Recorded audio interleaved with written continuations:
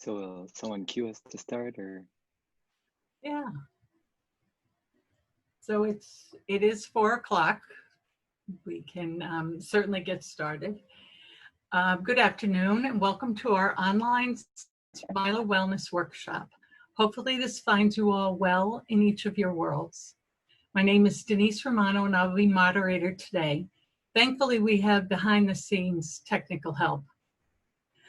Thank you so much for joining us for this program on energy for self-healing during challenging times with neurobiologist Jean Eng, PhD. Before introducing and turning over to Jean, just a little housekeeping since this is a new format. So I don't need to tell you where the restrooms or the refreshments are. Jean will be presenting for approximately 1 hour, and then we will have about 15 minutes for questions. Please provide any questions or comments using the chat feature at the bottom of your screen. All attendee lines will be muted during the presentation in order to minimize background noise. Please note that you have the ability to send a question or chat to everyone on the call or just to the moderators by selecting the recipients from the drop-down box next to 2 in the chat screen. We will hold most questions until the Q&A portion, but feel free to submit them at any time and we'll make every attempt to answer them either as we go along or at the end. As in the past, Milo Wellness Workshop events are for patients, family members, volunteers, staff, and community members. It's our hope to empower participants to take control of their own health and wellness, particularly in challenging times. The committee who plans and conducts these workshops consists of Gisela Boxleitner, Mark Lambeck, Bud Wazell, Nicole Lariza, Danielle Sagnella, Beverly Block, and myself. At the conclusion of the webinar, please let us know using the chat feature if you have any questions for future topics. This presentation is being recorded. So let's get started. Today's workshop is about self-care practices for all of us, using energy for self-healing during challenging times. A very timely topic in light of the COVID-19 pandemic and our day-to-day stress. I'm very honored to introduce you to our presenter today, Dr. Jean Eng. Dr. Eng received his BA from Stanford in Human Biology and Philosophy and Religious Studies and was formerly trained as a neurobiologist at Yale, where he earned his doctorate in basic mechanisms on how the brain develops, followed by a postdoctoral fellowship on how ultrasound can affect the developing cerebral cortex. Jean has a healing practice based in Thousand Oaks, California, and sees clients for several energy healing and shamanic healing practices. In addition, he teaches seminars that focus on the integration of science, spirituality, and healing. Jean travels both in the United States and internationally, facilitating healing sessions and workshops, particularly around the Arcturian healing method, a modality he created as a synthesis of his studies in healing. I will turn this over to Jean now. Jean, thank you for being with us. Thanks, Denise. And thanks everyone for being here. It's great to be able to share some ideas and most of all, some practices that might be helpful during this time and whatever process you're in. I want to thank the committee from the Yale Cancer Center for inviting me here, and also Gisela Boxleitner and Denise Romano for sending out the invitation for me to come. It's especially nice to return to Yale in this virtual way, but either way, it's very nice to be able to connect again with the Yale community. So we're gonna just get right into it. I probably won't say too much background about myself. If people are interested, I'll try to weave it into the talk. But I thought we'd spend a lot of time first establishing a little bit about energy work for particularly people who are completely new to this idea. Having some, background in the sciences to draw from, I'll try to use that where it's helpful. But I think energy work in itself has its own paradigm, so to speak, and I'll try to keep to that, although not too deep or esoteric where I might lose people, but more so that it's always useful or beneficial to you. And then where I can, I'll point out resources if you want to go deeper into those fields, whether it's from a healthcare perspective, self-empowerment perspective, or your own path that you just want to explore those areas. And again, just to reiterate, we will be doing very practical, hands-on type of practices that you can hopefully take with you or share with others. And that's the main goal, is that maybe out of this talk, you'll come away with one or two ideas or practices that can really help you in your own life or with people that you serve. And I apologize if you're hearing the lawnmower outside. I guess that's the reality of our virtual world. Okay, so I'd like to start a little bit from what would be called the scientific model, and just to point out how energy work sort of works within that, and also how it's independent of that. And that's sometimes where the confusion occurs when you talk to someone who might be an energy practitioner or very deep in the energy world or energy healing world. We do come out of a scientific background, our training, our science, starting from grade school on upwards. And if you take any advanced degrees in the sciences, this is really our framework. And it's a very effective, deep, and has brought a lot of benefit on all levels, particularly in the medical healthcare domain. Energy work is really based on a different substantial framework, in the sense that it's not really necessarily tied to the physical world. It's really suggesting a completely different paradigm, and that's called what we colloquially call the energy world, or what in more traditions that have traditionally used energy work, such as Eastern traditions, but there's also Western esoteric traditions. They may call it etheric or bioenergy or chi, ki, or prana, or ruah in Hebrew. And what this is a life force energy that imbues the physical body. If you stick to the scientific paradigm to study energy work, you come into a lot of philosophical problems, a lot of scientific problems, mostly because in science, you are using an instrument to take measurements in the physical world. And right now, although there are some very cutting edge instruments that can measure this etheric or bioenergy substance, which is non-physical, there isn't a tried and true measuring instrument that most scientists would agree on would be an accurate measurement of this etheric energy.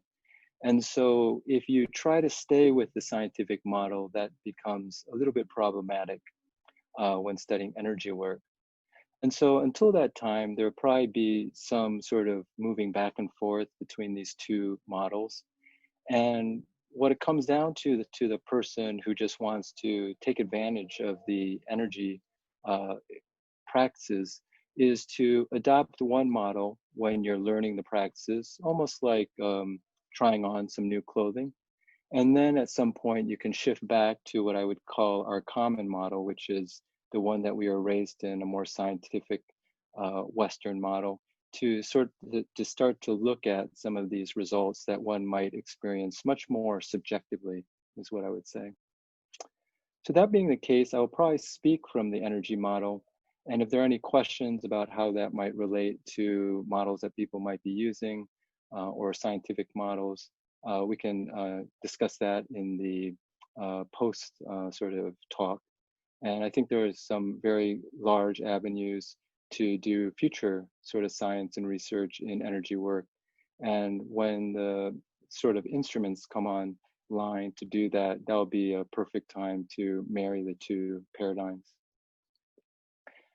So I'll begin with a very straightforward model, and then we'll kind of move to a couple of key principles, and then we'll move directly into some practices that I can share with you, where you can begin to experience directly this bioenergy or chi or prana, and in particular to use it to empower your life, to help in complement your own self-healing. And the model I'm going to suggest is what's called a 4-body model system. And it's just a way to understand what's called your own constitution, which includes the energy world. So this four body model system consists of the physical body, and then what's referred to as the etheric body, or this is the body that's made up of chi or prana. And this would interpenetrate the physical body. And this is from some holistic healthcare models, such as acupuncture, which is a couple thousand years old, as well as Ayurveda. This energy body is where the subtle channels are running, and subtle energy centers within which are part of the body, which are referred to as chakras. And they're all along the central channel or central column of the body. After you have the etheric body, what's next is called the astral body. And this is basically our body of emotions and thoughts. And then if you move to a more super consciousness or higher consciousness realm, that body would be called the ego with a capital E, which doesn't refer to the more Freudian ego, but more to a higher aspect of ourself. Sometimes they call it the higher self or a super consciousness self. And this would be a more spiritual aspect of utilizing the bodies. This talk will primarily deal with the etheric body because it's the body, the subtle body that's closest to the physical and can most benefit, depending on the practices, the physical body. And if anyone has any questions about practices involving the other bodies, the astral body or the higher self body, we can also keep that to the discussion. Now, along this etheric body, there are a couple principles that one can think of in terms of sensing and also utilizing this energy. And the key point with chi, prana, or bioenergy is that it's directable, and it's directable through our consciousness.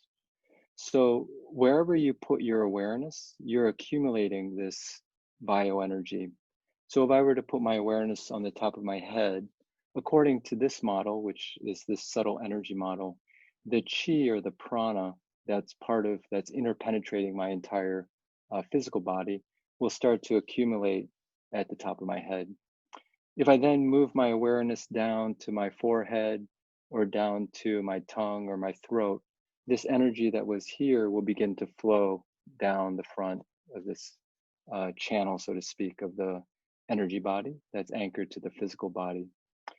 So this is a very simple concept, but has deep ramifications for people either in their own self-healing or in people who facilitate energy healing for others, in the sense that we all have the capacity to move this subtle energy.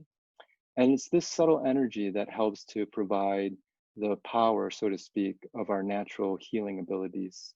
So when we're cut and we put a Band-Aid on that cut and it naturally heals itself, we've understand through science all the different molecular mechanisms, the different cellular mechanisms involved in that. But there's still a basic miraculous process, is that the body on its own will, over a couple of days, heal that cut or that wound. And it's this etheric energy or this bioenergy that's providing sort of this life force that's providing that healing.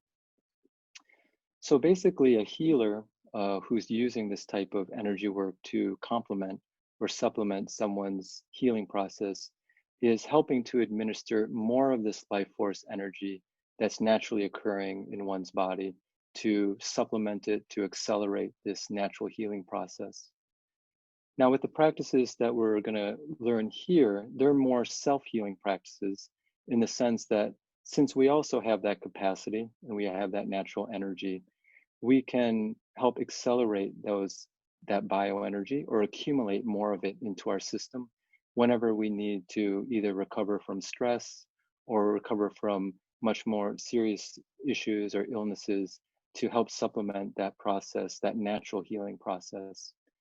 And so the first concept that I wanted to just emphasize there is that this energy is directable, and it's directable with our intention. The second concept is basically we're in a sea of this bioenergy. So we're in an ocean of this bioenergy, whether we kind of can perceive it or not. it's mostly for the most part a subconscious feeling until someone mentions or you yourself put your awareness on this bioenergy. And then you can develop what's basically the second half of utilizing energy, and that's the capacity to sense it. So the first one is the capacity to move the energy, and the second one is the capacity to sense the energy. And these two things are very separate. And it's one of the things that might occur when a person, if you're interested or new to energy work and you decide to see an energy practitioner, the first thing usually after the session is you may not notice anything. And that's because noticing bioenergy, even though it's interpenetrating your entire physical body, is a learned skill. It's almost like we have our foot, for example, metaphorically, and for maybe 10 years, you never knew that you had that foot there. And then suddenly someone pointed out that you have a foot, and then you start to begin to put your awareness there. And very early on, you might feel certain things, or you might feel nothing in the beginning. And so that's very similar with sensing energy. So energy could be actually coming through your system, and that's the movement of energy, but you may not sense it in the beginning. And so just to realize that these two principles are separated in our sort of capacity. So one is the ability to move the energy, and the other is the capacity to sense this subtle energy. And this is very interesting because people who go on to study energy work and can facilitate quite miraculous type of changes in the physical body for themselves or for others still might not have any idea or any sensation that they're perceiving anything called energy. And that can be frustrating and also make them feel like maybe there's nothing really going on, although they might be seeing some type of effect. And even though it could be a placebo effect, it could be something that's occurring either in their own mind or in the mind of someone else. Within this model, there's sometimes ways to show yourself that there actually is something being moved, some type of subtle energy. And over time, a person can become much more aware of this subtle energy in their system, in the system of others, and also in their environment. I think more and more people, even without using sort of this languaging or this framework, are very sensitive to energy. And they're usually people of a very high caliber in whatever their chosen field. It's because they somehow have this sixth sense about things and about people. They work very well with people. And this subtle energy is exchanged a lot between people. And sometimes you can get a sense without someone saying anything to you, or even without the person present, that they may be happy, or they may be sad, or they may be upset. And it's sort of this extra sensory perception or this extra perception that usually leads people to be able to rise to the top of their field because they're able to work well with people and work well with situations. So there's some advantages to becoming very sensitive to this subtle energy that's pervading sort of people, places, and things. And our second energy practice will be both a meditation practice, but also a practice to develop this sensory organ. It's not a physical organ, it's more an organ within your energy field that will allow you to become more sensitive or more sensing of this subtle energy. And also can be very beneficial in your life as a type of intuition. So just to review the two principles so far, one is this bioenergy is directable through our intention. Two, it's we're able to sense this energy and it's separate from directing it. Three, the third principle that I mentioned is that we're in a sea of this bioenergy or subtle energy or chi. And therefore we could access this subtle energy, which we do naturally. But there are practices, usually the self-healing practices, are all based on the capacity to access this sea of bioenergy, either for our own self-healing or de-stressing. And one of the key ways to do that is through the breath. So when we get to the first practice, I'll mention how you can access this energy just to re-energize yourself and then use that extra bioenergy, whether it be for self-healing or for your work or for developing any type of skills or really any endeavor that you'd like to place that energy on. Finally, I'd like to mention, and then we'll come into the practices.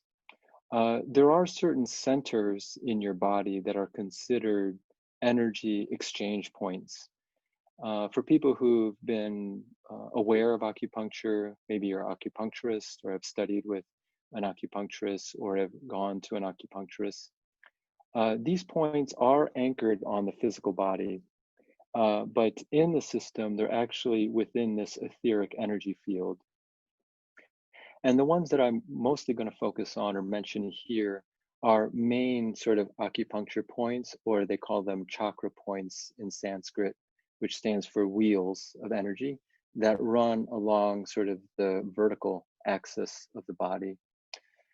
Depending on the system, there can be various numbers. Sometimes in certain systems, there's 5 main energy centers along this spinal column. Sometimes there's 7. Some systems may have 10. But in a 7 chakra system, I'll just mention them. You have, starting from the top, your crown chakra, and then usually this chakra that's right in between the eyebrows. And I'm only pointing this one out because that will be a practice that we do, our second practice, for developing sort of a tranquil mind, as well as a very intuitive mind. Finally, moving down or continuing, you have a throat center, a heart center, then a navel center, so a center kind of anchored at your belly button or navel, then a sacral center, or they call it the sex chakra, and then finally an energy center that's at the base of your body, that's located anatomically at the perineum. And so these are exchange points. They're anchored very closely to the nervous system, as well as the endocrine system. And each of these energy points are associated with either a nerve plexus or some part of the central nervous system, as well as an endocrine organ. So there's this very strong interplay between the energy body and the physical body. And really this interplay, just to say a little bit of that detail, comes through the interaction between the bioenergy field, or this chi field, and the nervous system at a very quick rate, meaning the changes could occur over seconds, even milliseconds, to minutes, and then at a slower, more deeper rate between the exchange of the energy body and the endocrine system, which works at a slower rate, releasing chemicals into the bloodstream, but has a much more profound effect on the physical body. Okay, so just as a review, these 4 principles, and then we're kind of going to use them in practices, is one, we're in a sea of bioenergy that we could access, or that we're accessing all the time, and can learn to access even more. 2, the energy is directable through our intention. 3, we have the capacity to sense this energy, and it is a separate skill from directing it. And then 4, there's these energy points that are major energy exchange points in the physical body. Okay, so if you have any questions on that, for people maybe who are very experienced in energy work, that may have been a little bit of a review. And then for people who are new to energy work, that may be an entry point where you might have an experience, and 1 or 2 of those principles may then come alive and make more sense. And that would be my only advice, is mostly energy work isn't an intellectual endeavor, although it's very important to have the intellectual side, the frameworks. Once you have a direct experience of the bioenergy or this life force energy, and have certain practices that you can do and see the positive effects, that really brings the whole system or the whole field alive for you. Okay, so now we're going to move to the first practice. And if for people, all these practices I've sort of vetted for you in a sense. They're sort of what I feel are some of the best practices that I've encountered in, let's say, the last 15 years of sort of being deep in this field, without being overly complex, that you could start right away with and see positive results with. So the first overall concept is, one of the ways to regulate, accumulate this bioenergy in your field from many different traditions is through the breath. And that was sort of in our introduction right up to today's talk. Now, of course, we're always breathing. And if you link now this new framework, besides the physical aspects, of course, the exchange of oxygen and carbon dioxide and some nitrogen there, if you now add the bioenergy piece, there is a complete exchange of bioenergy, in fact, an accumulation of bioenergy, because the air is one big source of this sea of chi or prana. So we do that naturally just through breathing naturally. But in a sense, once you start to regulate your breath, or what we call certain breathing practices, you can accumulate that energy in your energy field. And then if you're, for example, depleted, if you've already used a lot of this bioenergy, either for healing yourself because of an illness, or because you've given a lot of energy to someone else, which can happen subconsciously if you're in the healing field or the healthcare field. You just feel maybe at the end of the day, you feel sort of burnt out or like exhausted. And of course, there's physical reasons for that. But now using this new model, you could almost say you're like a bioenergy battery where you feel sort of much more vitalized in the morning after having slept. And then over time, if you're giving a lot to people, by the end of the day, you may feel like so-called your batteries have run out. And you can use this same bioenergy model to explain that, as well as to recharge your this bioenergy battery. So you could think of this next practice as a way to recharge your bioenergy battery, much like we would our cell phone electrically. Now I'm just going to jump into the practice and stop talking too much about the theory just because of the amount of time we have, and then sort of circle back and point out certain principles there that might help you. But maybe getting the practice down will give you something of a real experience. I learned this practice from a teacher. His name's Wim Hof. Maybe people know of him. He's beginning to have a number of medical institutes study his method and him, but really it's his breathing method and publish scientific papers about that. So if you're interested in more of the science of this, there's actually quite good research on this particular breathing method. And it was also partly why I chose this method, besides its effectiveness. The essence of the practice is you're going to take 20 to 30 deep breaths. And, first I'll explain the entire practice. And based on where you are physically, you can see if you'd like to do this practice here. I'll guide it once for the group. And then, of course, if you do it on a regular basis, you might want to check with your physician or your healthcare provider just to make sure that it's a good practice for your current condition. But for the most part, if you're healthy, it's a completely safe practice. So what you're going to do is you're going to breathe in and out sort of deeply, 20 to 30 times. Usually the number is about 30. And during that time, you're sort of, super oxygenating yourself, but in particular, you're creating a lot of this bioenergy accumulation in your body because, like I mentioned before, the prana or chi, one source of it is through the breath.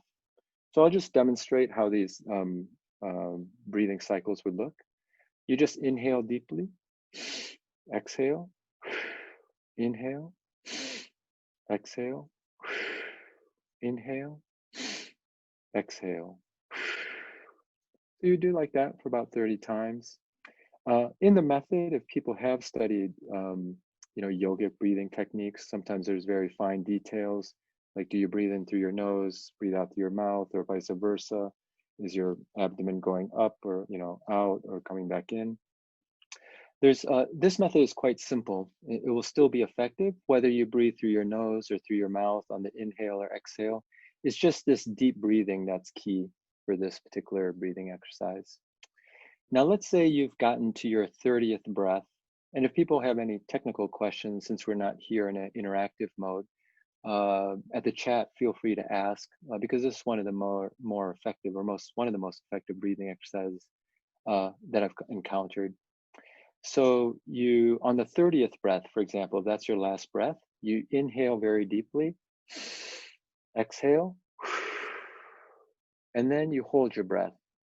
So after that exhale, you just want to hold your breath for as long as you can. Now, you don't have to go to the point where you're sort of trembling or sort of really feeling very uncomfortable. Just to that point where you're kind of having that breath reflex, starting to feel the need to breathe, then you can move to the next step. So however long that is, you're holding your breath. And then when you feel like you can't hold your breath anymore, you take a deep inhale and then hold your breath for 15 seconds. So this time there's a designated amount. You count just 1, 1,000, 2, 1,000 after you take that deep breath. So I would start to count 1, 1,000, 2, 1,000, or 1, 2, 3, 15, and then exhale. And that would be one cycle. So I'll just review that again and put it all together, and then point out 1 or 2 areas in there based on energy principles of why this is a very energizing breath. Then I'll guide the group, and you can see for yourself how it feels. One time, of course, may or may not sort of show you the results. I would say if you, it probably will, but I would say if you're interested to maybe do it 3 or 4 times just to take it out for a test drive. And then the website, if you wanted to check out the actual method, is called Wim Hof, WIMHOF method. Okay, and he's also referred to as the Iceman because he holds a number of cold exposure records, which also is a little bit of, besides the science that's being done on his methodology, also shows you the effectiveness kind of in the real world in these sort of more extreme environments. Anyways, so the sequence is 30 deep inhales and exhales. So it'd be something like this: inhale, exhale, inhale, exhale, inhale, exhale. And there's a little bit of an emphasis on the exhale, almost like you are blowing up a balloon. So you do that for about 30 breathing cycles. You might start to feel a little bit of tingling, slight lightheadedness. That's usually enough then. So you might not need to do all the way to 30. On the last one, you inhale, and then exhale, then hold your breath. And this one, you hold your breath for as long as you can. And then let's say that's 20, 30. After a while, some people can quite start to hold their breath who've been doing it for a while. The practice, starting a minute, minute and a half, even up to 2 minutes. Now, but whatever it is, you go to where you feel like you need that breath and you don't have to go any further. Then you inhale, then hold your breath for 15 seconds, and then exhale. So that would be one cycle of this Wim Hof breathing. Now, just to mention the more energetic aspects of this, when I first started energy work, the people who were teaching me also all emphasize breathing as a way to charge up your energy field. And there's 2 particular portions of the breath where your energy body, your chi body, this etheric body that I'm kind of introducing, gets charged, and it's during the breath holds. So there's 2 breath holds. One is when you inhale your breath, and then hold your breath after you inhale. And then the second one is you exhale your breath, and then you hold. So the one where you inhale and then hold your breath, that's called full retention, or one nomenclature for that is full retention. And then when you exhale your breath and you hold your breath at that point, that's called empty retention. Now, the energy body isn't really being energized during the actual inhale and exhale. It's actually during these holds. So if you ever get taught another breathing exercise, you can start to analyze it a bit for its energizing quality. If there's any type of breath holding, the energy field is being energized. So when I then encountered Wim Hof's breathing a little bit later, sort of maybe 7 or 8 years later after I learned this concept, I realized that it would be before even doing it, it would be very energizing. And that's probably what was leading him to be able to train people to have these very long cold exposures, or being able to do quite like very powerful physical feats. is because if you remember in the method, you're inhaling, exhaling, and then you exhale and you hold your breath. And of the two retentions, the full retention and the empty retention, it's the empty retention after you've exhaled your breath that charges your energy field the most. So during that breath hold, when you've exhaled, after doing the 30 or so inhale exhales, you have this very long period where your body, your energy body, not necessarily, I'm kind of more speaking from that paradigm, is being charged up. As well as there's one more. So then after you can't breathe anymore, or you can't hold your breath anymore, you inhale, and then you hold your breath for 15 seconds. So that's another period where your energy field is being charged. So basically, this is kind of like I mentioned, a way to charge up your bioenergy batteries. And the idea here for self-healing is, our physical process, at least according to the energy model, it's using up that energy to heal ourselves, particularly if we need any kind of physical healing. So just by doing, having a practice where you can kind of keep your batteries more on the full side rather than the empty side, you can kind of accelerate or supplement or complement your physical healing. So it can kind of draw on that energy reserve that this breathing practice can provide. Okay, there's probably much more to say about that, and they're doing very interesting research on how the breathing, this breath, leads to an alkaline phase in the physical body, which can help a lot of inflammatory processes as well as certain mood processes. So if you're interested in that, many of those articles are already published in scientific journals, so it might be a good resource if you're interested in that more scientific or effect of the breathing practice. Okay, so what I'm going to do, without being able to see everybody, I'll try to go through it slow enough. But if you want to just follow along, or you'll have this because we're recording it, you can always kind of come back to the segment. As well as there's a lot of things on the internet, like YouTube videos with the Wim Hof breathing. But I'll do that now. And I'll just say one more time the kind of phases. So we're going to do 30 inhales and exhales. On the last 30th, you inhale deeply, exhale deeply, then hold your breath for as long as you can. Everyone will be holding their breath, at a different length. Then you just simply inhale when you can't hold your breath any longer. Then hold your breath one more time after inhaling deeply for 15 seconds, and then exhale. Okay. So we're going to start here. So you just exhale, then inhale, exhale, inhale, exhale, inhale, exhale, inhale, exhale, inhale, exhale, inhale, exhale, inhale, exhale, inhale, exhale, inhale, exhale, inhale, exhale. That's 10.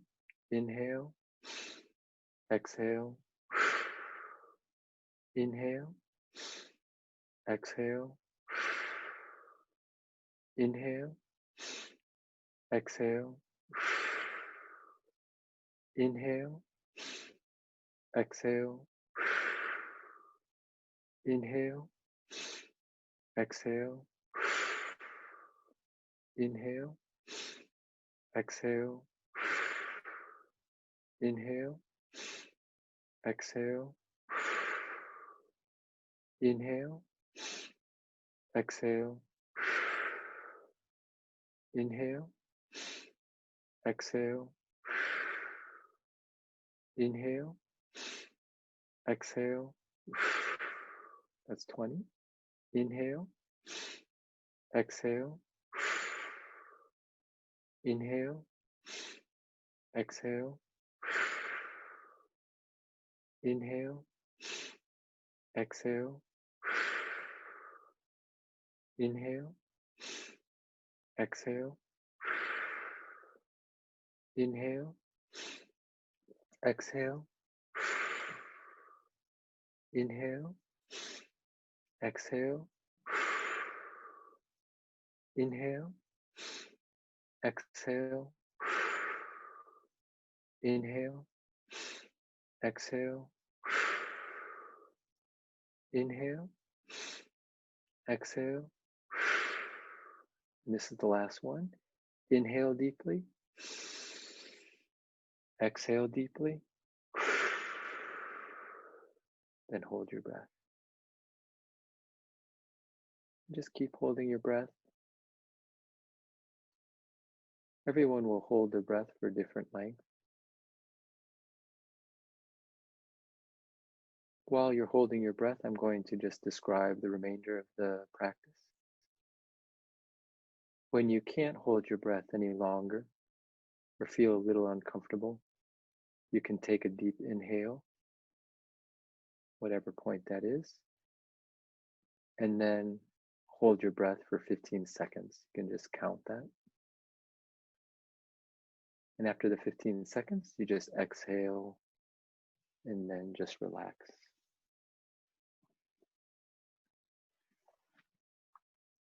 So I'm just going to assume people are doing that, kind of time that a little bit. And I'll start talking when you get a sense that maybe most people are done with that breathing cycle.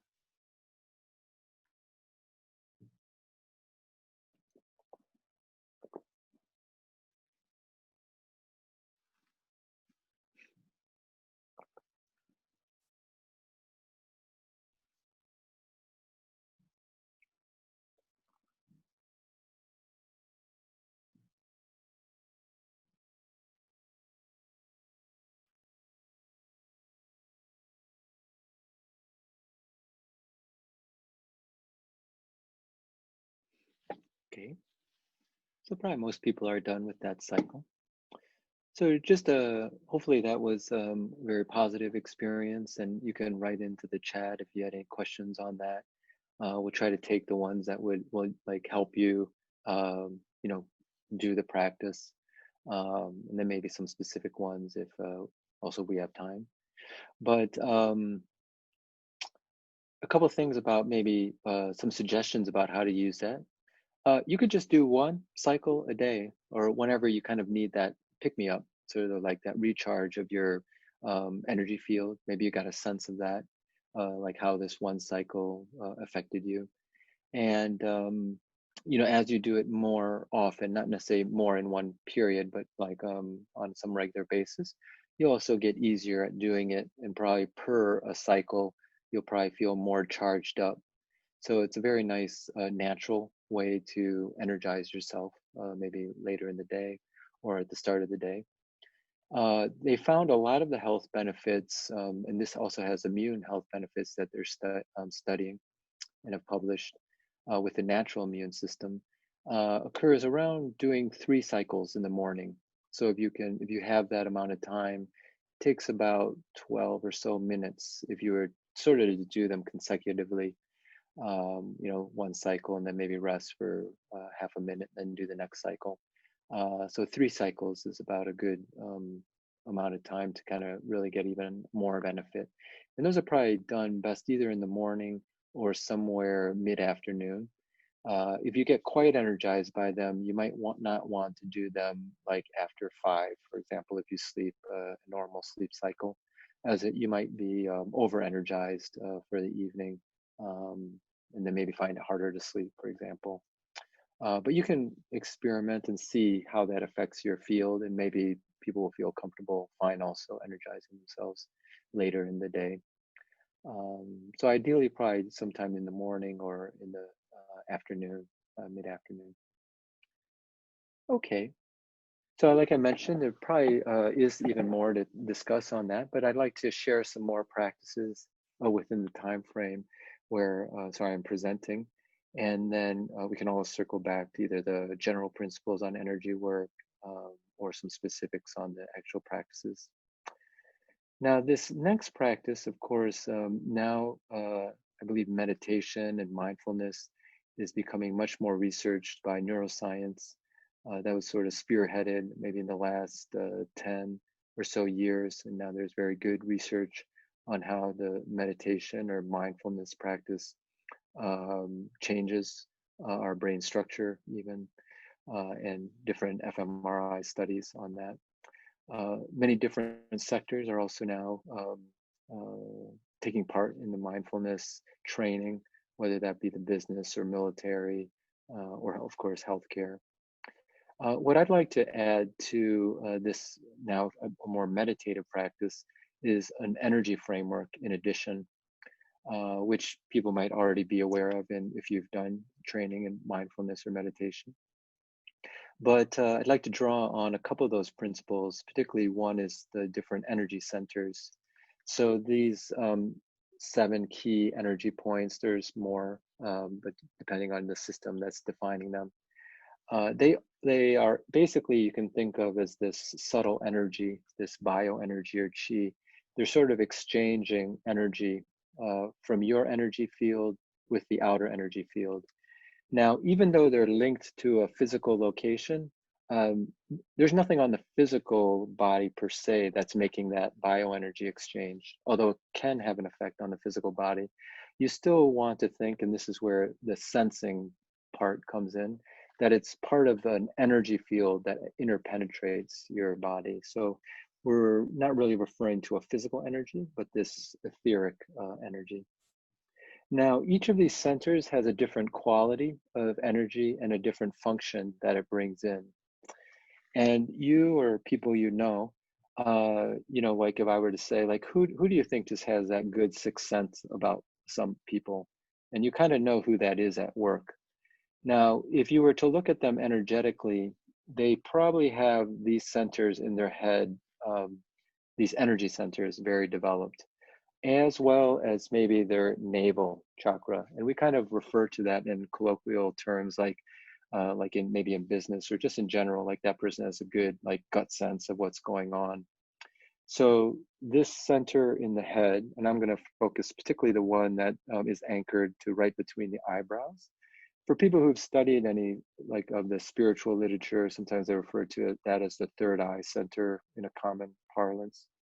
The other one we won't be focusing it on now is the navel center. That's another place that you can kind of have this sixth sense of subtle energy that people can pretty much subconsciously, or they don't necessarily have to use an energy model, they can develop to a very high degree.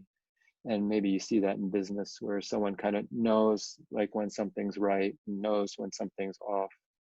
And this is just one way to explain how that might be happening. As well as develop that quality. And that's really where I'm trying to bring this to, is that that capacity can be developed, as well as all the mindfulness benefits of meditating at these centers.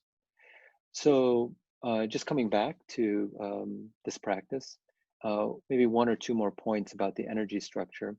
So this point here, you could think of it as like a disc energetically, sort of like whirling around and exchanging energy and information with this subtle environment, that's sort of this sea of prana.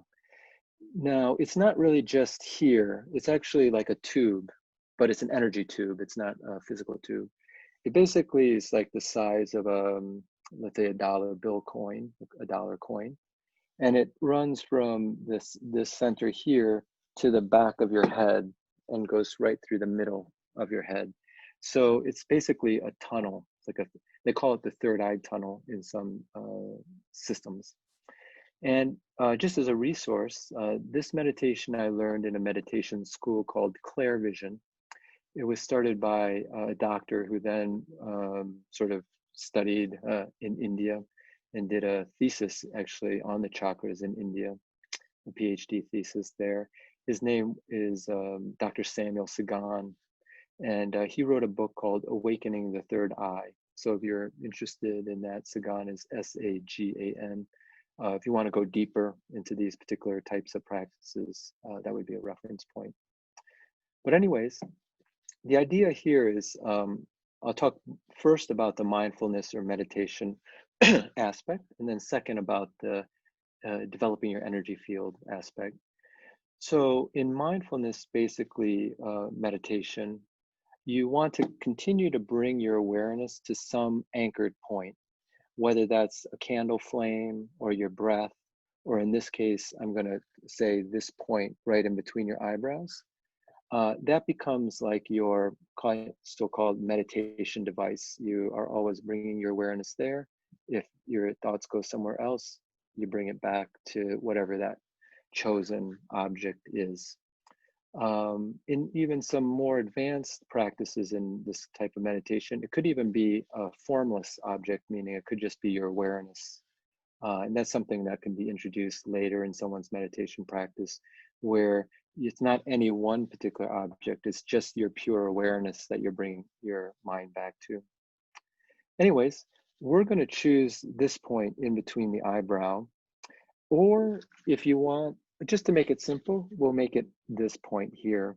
Now, the reason I was pausing is you could make it anywhere inside that tube, that third eye tube. And I'll explain that for the energy purposes a little later. But just to make it straightforward, particularly if this is a new type of practice for you, you just want to keep bringing your awareness to right here in between your eyebrow.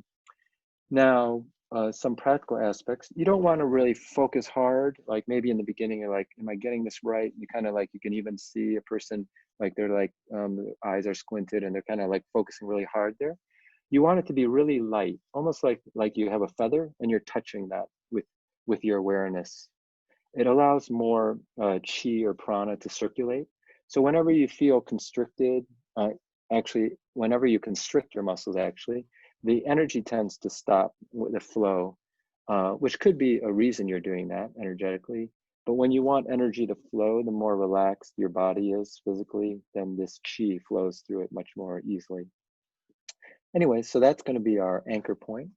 So the practical aspect of this practice, and then I'll explain these energy benefits, is you're simply going to put your awareness here, and then I'm going to simply say every so often, bring your awareness back to the center between your eyebrows.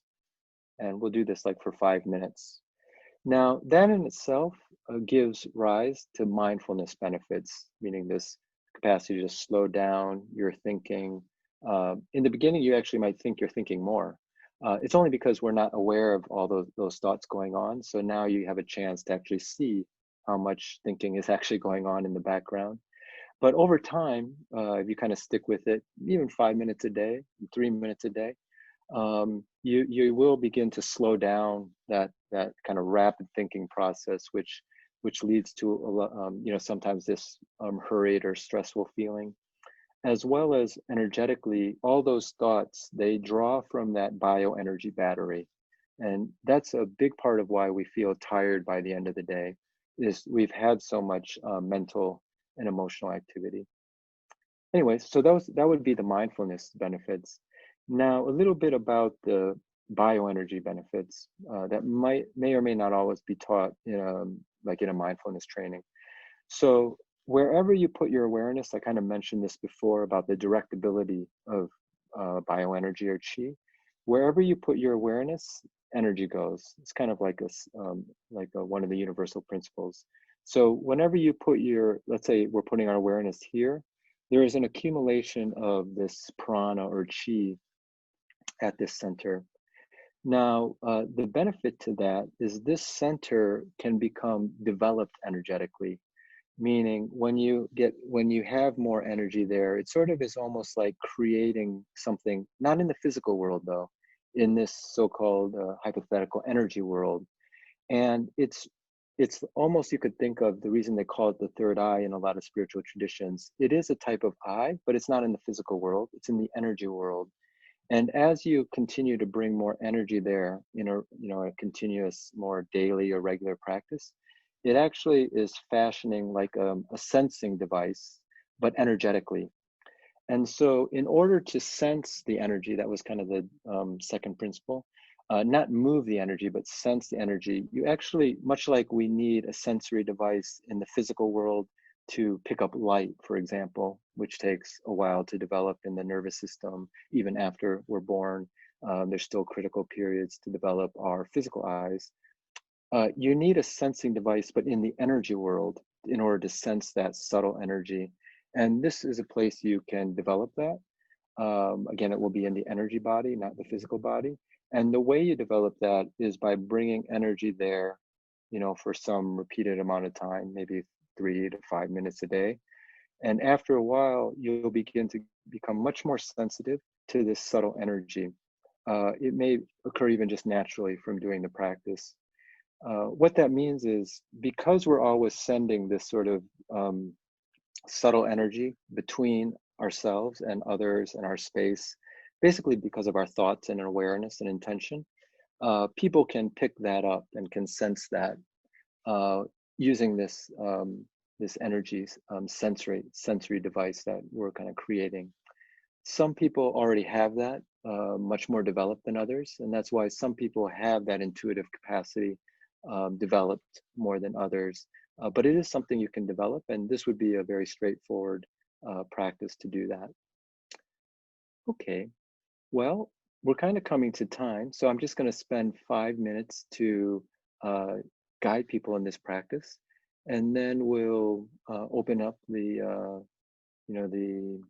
discussion, and we can take some questions or hear from some people to maybe make it more tailor-made to what people would like to know. Okay, so I'm calling this the third eye practice, and it has both meditative qualities as well as a way to develop your energy field for more developing your intuitive qualities. Okay, so the best thing here is to keep your spine straight. If you like, you can put the tongue on the roof of your mouth.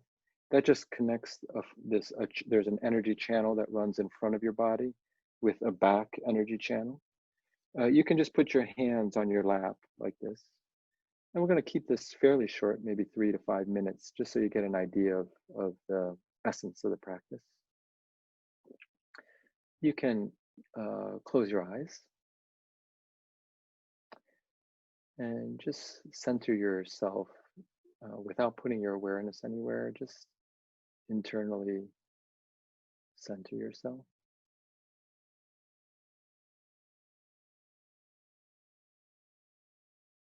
Just be aware of your body.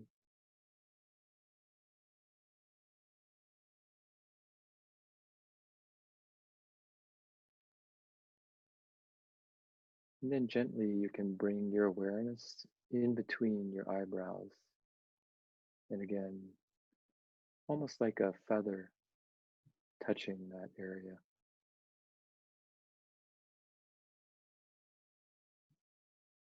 You may feel like a tingling sensation or some kind of temperature or heat, but it doesn't matter, just whatever comes, you can just notice it.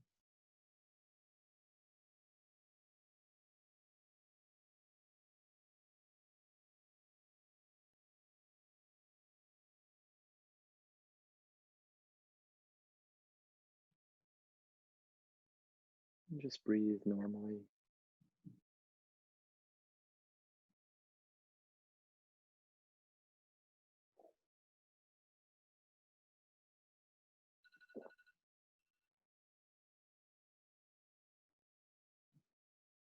Keeping your awareness in between your eyebrows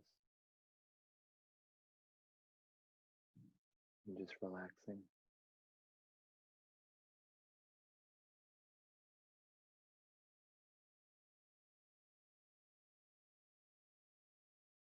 No need to control any of your thoughts. Just let them come, let them go.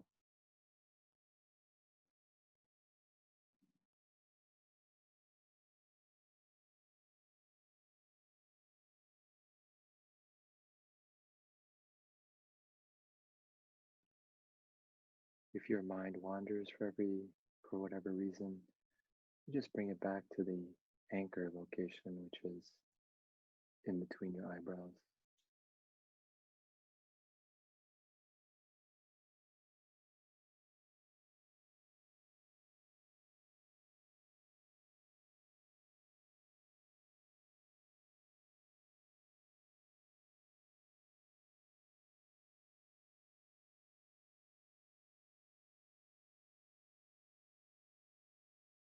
You may feel tingling or sensations in other parts of your body, which is fine. Just can be aware, but just keep your awareness slightly in between the eyebrows.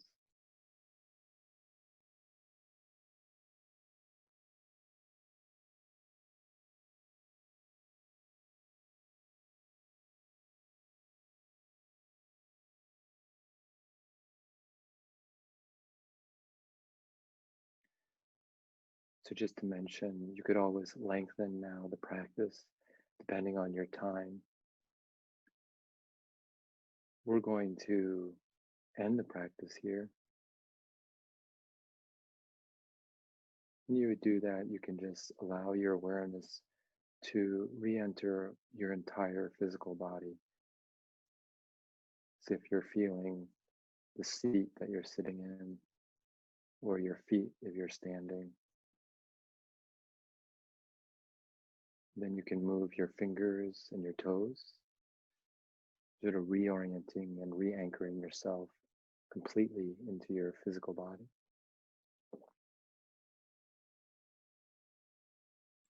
And when you feel comfortable, you can open your eyes and snap your fingers.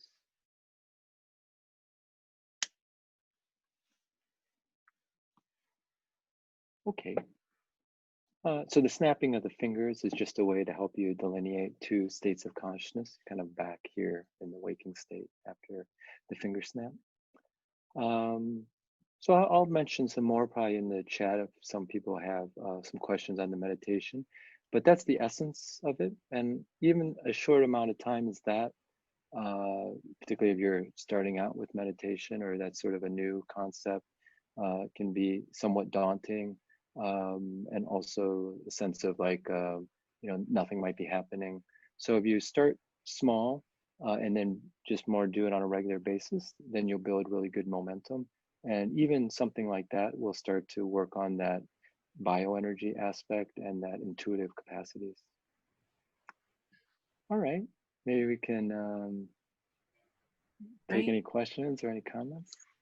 Okay, we can start with one of the questions basically about the fourth body model.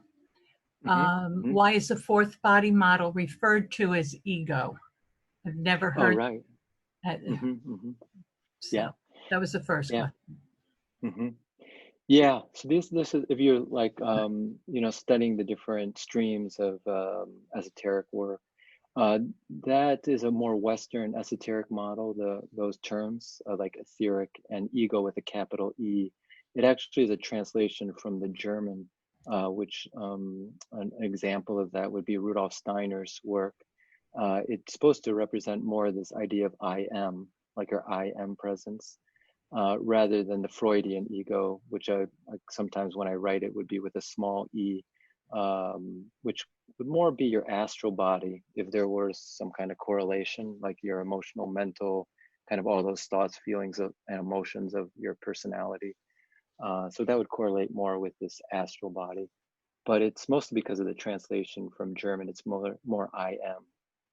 Thank you. I am. So I realize you condensed life's work in an hour here. So I know that was difficult.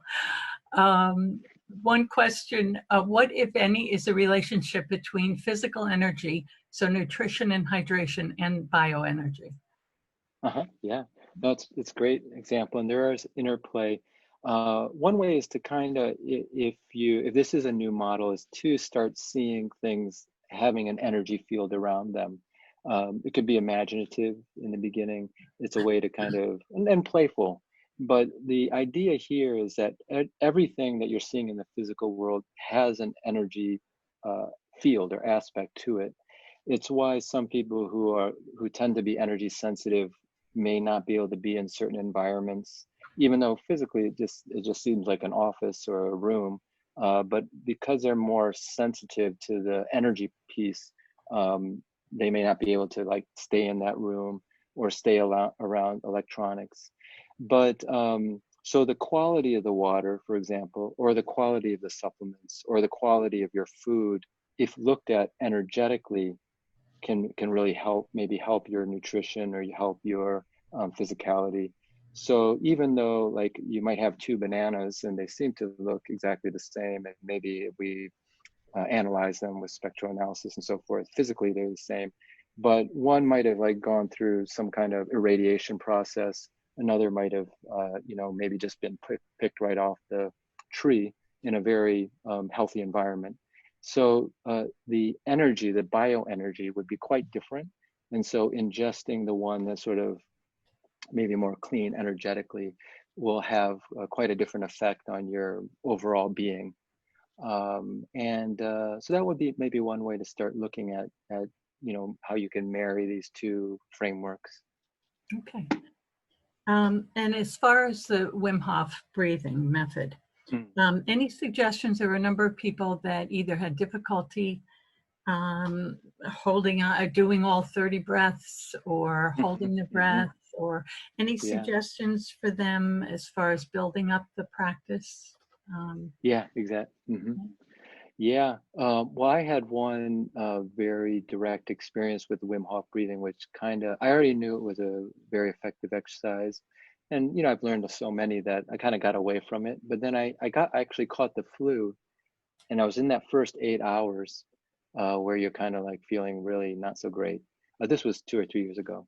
Uh, and I was like, I know that Wim Hof affects the natural immune system. So I just started doing it. And I was not, you could barely even, if you were watching me, hear me breathe in and out. But I kind of followed the overall pattern. And every breath, I was just getting better and better until, I did it for quite a long time, which is actually part of the research protocol that I found out later for changing the natural immune system. But like for about an hour and a half with like about 5-minute breaks between cycles. But I completely like, you know, got back to normal. So that really brought home the effect of the Wim Hof for me. But to answer your question, the reason I bring that up is, you don't have to make these huge, like strong, powerful breaths that you might see on the videos, or even like the way I was breathing. It could be just whatever you're capable of in and out, and maybe cut the number. Like you don't have to go to 30. Like if that's feeling kind of like a chore, almost like a trudging, maybe to 20 or 15 or even 10. And don't try to hold your breath for too long. Even just a couple of seconds is good enough on those breath holds. Okay, thank you. And another question about that, how can you connect this breathing with a cold shower, and what's that benefit? Oh, yeah. So the Wim Hof kind of, if you study it or have studied it, there's really three principles in it, three kind of sectors. One is the breathing, two is cold exposure, and then three is like your attitude. Now, there are like complementary therapies that have, used cold therapy. And of course, athletes have been using cold therapy to, decrease or recover faster from inflammatory processes and so forth. But the way to kind of start out, just to kind of get some really easy benefits, and it is kind of a little bit daunting if you aren't used to just being in cold water, is just to take your normal shower, like the hot one, and then for the last, let's say 15, or if that's too much, 10 seconds, you just run it on cold, like the coldest. And if that's too much, you could just start with your feet. So anywhere between 10, 15, 30 seconds of the end of a hot shower, and then you can kind of start to see this reinvigorating effect of the cold.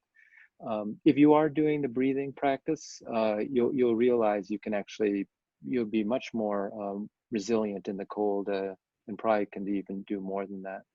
But that's a way to start.